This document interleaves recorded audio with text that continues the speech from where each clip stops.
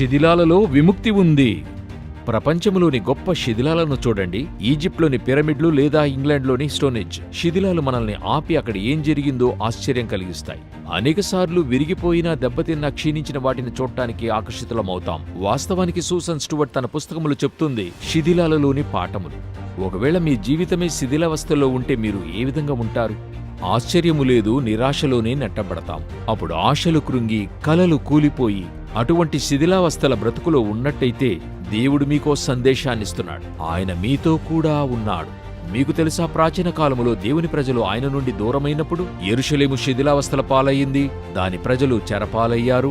యెషయా ప్రవక్త రాసిన పుస్తకములో దేవుడు తన ప్రజలను పునరుద్ధరించాలనే ఆశను వెల్లడి చేశాడు. నిజానికి ఆ గ్రంథము ద్వారా దేవుడు తన ప్రజలతో మాట్లాడుతూ వారు ఎంపిక చేసుకున్న కార్యాన్ని బట్టియే వారికి దుర్గతి ఏర్పడిందన్నాడు. కాని మీరు మీ స్వాధీనంలోనికి వస్తే, మీరు నా వైపు తిరిగి నా మాట విన్నట్టయితే నా జనులకు నా యొక్క నామమును తెలిపెదను.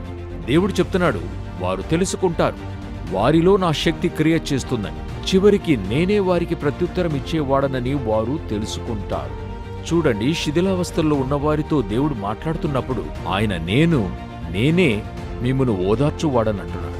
మరియు మీకు ముందరగా వెళ్లి మిమ్మును పునర్నిర్మాణము చేస్తానంటున్నాడు. వాక్యము సెలవిస్తున్నట్టు యెహోవా తన ప్రజలను ఓదార్చెను గనుక మీ శిథిలములు సౌందర్యముగా మారునట్లు ఆయన చేసినప్పుడు యెరూషలేము సంతోషకరమైన పాట పాడును.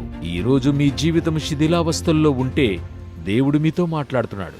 మీ శిథిలావస్థల్లో మీకు విమోచన కలుగుతుంది. దేవుడు మిమ్మును దీవించునుగాక.